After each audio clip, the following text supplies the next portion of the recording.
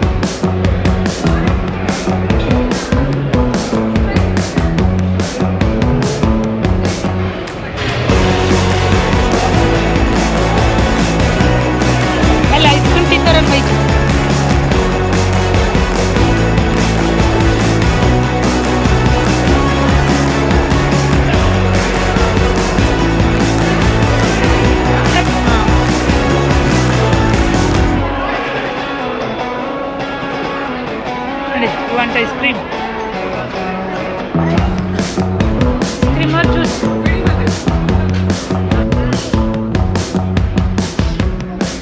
Very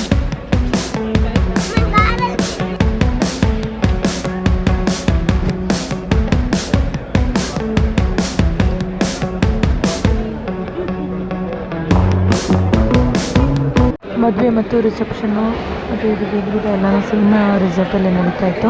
but ಚೌಟ್ರಿ ಒಳಗಡೆ ಚೌಟ್ರಿ ಮಾತ್ರ change ಇತ್ತು. ಟೋಟಲ್ ಅದರಲ್ಲಿ ಒಂದೇ ರಿಸಾರ್ಟಲ್ಲಿ 3 ಚೌಟ್ರಿ ಇತ್ತು. ಸ್ಟಾರ್ಟಿಂಗ್ ಬಂದ ತಕ್ಷಣ ವೆಲ್ಕಮ್ ಜ್ಯೂಸ್ ಇತ್ತು. ಮಕ್ಕಳೆಲ್ಲ ವೆಲ್ಕಮ್ ಜ್ಯೂಸ್ ಕುಡಿದ್ರು.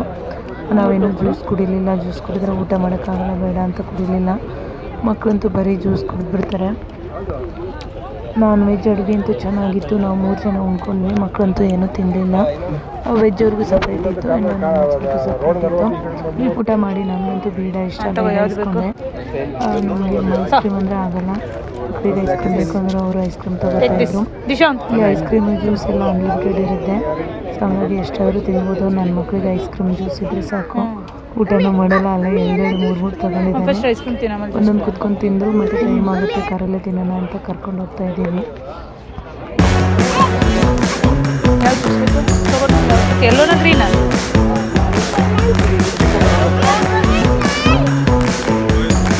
ನಿಂಗೆ ಸೊಡೆ ಇದೆಯಾ?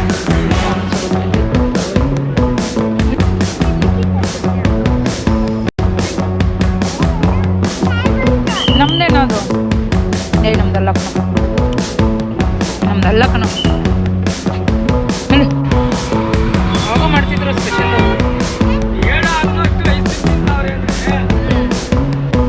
ಅಲ್ಲಿ 2 ತಿಂದು ಮತ್ತೆ ಪಾರ್ಸಲ್ ತೊಗೊಬಂದಿದ್ರು. ಬಿಟ್ಟರೆ ಇನ್ನೂ ಅಲ್ಲೇ ಕುತ್ಕೋತಾರೆ ಅಂತ ಕರ್ಕೊಂಡ್ಬಿಟ್ಟೆ. ಬಂದು ಕಾರಲ್ಲಿ ಸ್ವಲ್ಪ ತಿಂದರು. ಆಮೇಲೆ ಚಿಂಟು ಮಲಗಿಬಿಟ್ಟ, ಸುಸ್ತಾಗಿತ್ತು ಅವನಿಗೆ. ಮನೆಗೆ ಹೋಗಿ ಇನ್ನೂ ದೊಡ್ಡವನು ಮಲಗಿಸ್ಬೇಕು. ಇವಾಗ ನಾನು ವೇರ್ ಮಾಡಿರೋ ಸ್ಯಾರಿ ಕೂಡ ನನ್ನ ಹತ್ರ ಅವೈಲೇಬಲ್ ಇದೆ. ಟೋಟಲ್ 8 ಕಲರ್ಸ್ ಇದೆ. ಜಸ್ಟ್ 700 ಅಷ್ಟೇ. ತುಂಬ ಚೆನ್ನಾಗಿದೆ ಸಾಫ್ಟ್ ಸಿಲ್ಕ್ ಸ್ಯಾರಿ. ಯಾರಿಗಾದರೂ ಬೇಕು ಅಂದರೆ ಇನ್ಸ್ಟಾಗ್ರಾಮಿಂದಾದರೂ ಬುಕ್ ಮಾಡ್ಕೊಳ್ಳಿ, ಇಲ್ಲ ಮೀಶೋದಲ್ಲಾದರೂ ಬುಕ್ ಮಾಡ್ಕೊಳ್ಳಿ.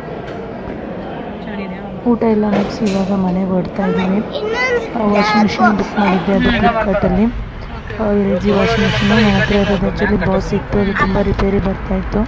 ರೆಡಿ ಮಾಡಿಸ್ದೆ ಮತ್ತೆ ರಿಪೇರಿ ಬರ್ತಾಯಿತ್ತು. ಮದರ್ ಬೋರ್ಡ್ ಪ್ರಾಬ್ಲಮ್ ಇತ್ತು, ಹಾಗಾಗಿ ಯೂಸೇ ಮಾಡಿರಲಿಲ್ಲ. ಹೊಸ ತೊಗೊಳ್ಳೋಣ ಅಂತ ತುಂಬ ದಿನದಿಂದ ವೆಯ್ಟ್ ಮಾಡ್ತಾಯಿದ್ದೆ.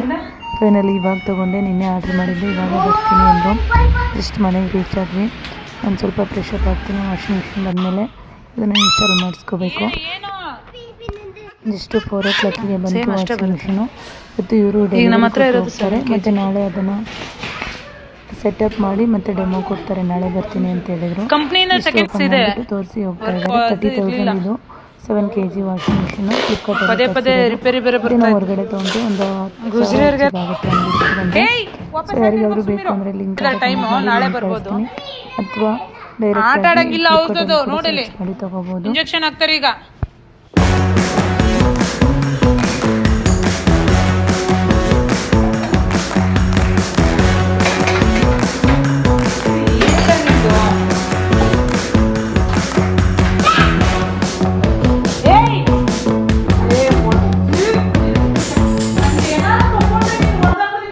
ಮಧ್ಯಾಹ್ನ ಅಲ್ಲಿ ಊಟ ಮಾಡಿ ಬಂದಿದ್ವಿ. ಇವಾಗೇನು ಅಡುಗೆ ಮಾಡೋದು ಬೇಡ ಅಂತಂದರು.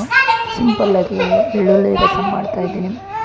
ಬೆಳ್ಳುಳ್ಳಿ ರಸಮ್ ನೆಗಡಿ ಅದು ಬಂದಾಗ ತುಂಬ ಚೆನ್ನಾಗಿರುತ್ತೆ. ಗಂಟಲು ನೋವು ಬಂದ್ರೂ ಹಾಗೆ ಬೆಳ್ಳುಳ್ಳಿ ರಸಮ್ ಅನ್ನ ಮಾಡ್ತೀನಿ ಅಷ್ಟೇ.